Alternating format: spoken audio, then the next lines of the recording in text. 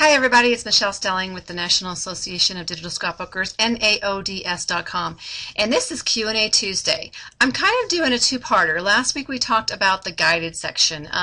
Yolanda from Florida had wrote in and she said, why don't you ever talk about the guided section? Well, I do, but I really usually work in the expert mode when I'm working in Photoshop Elements 11.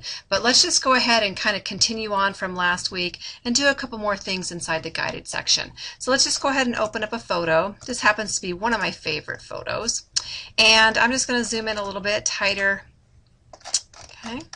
And I'm going to go into my guided section. So go ahead and make sure that you click on the middle icon here where it says guided. You're normally going to be in the expert mode.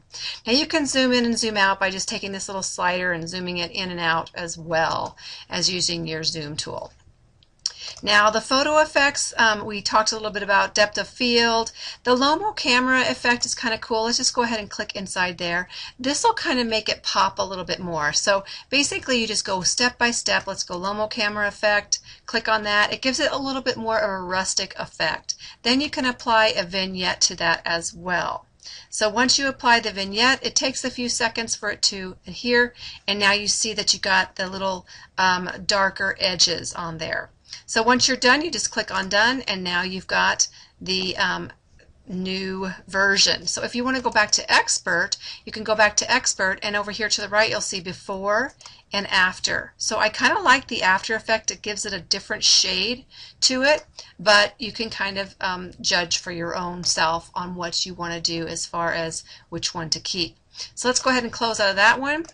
That was the Lomo effect.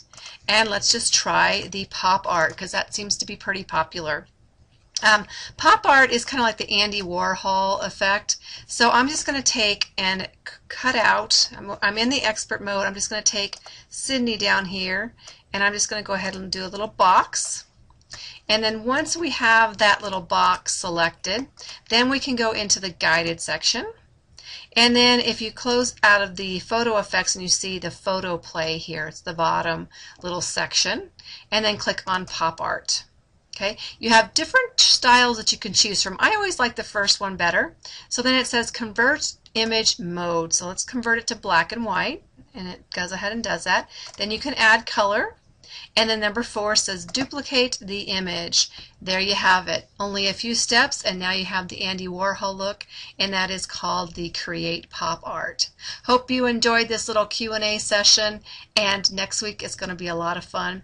We also have some really cool members only classes coming up, so go to naods.com and click on free webinars and you will find out where and when those webinars are going to be held for members. Another thing too, be sure to like us and share us on Facebook if you're watching us through Facebook, or if you're using and watching us through YouTube, make sure you click on the link below to get to our site, and then you can sign up for some more free webinars. Thanks for joining me and have a great day. Bye-bye.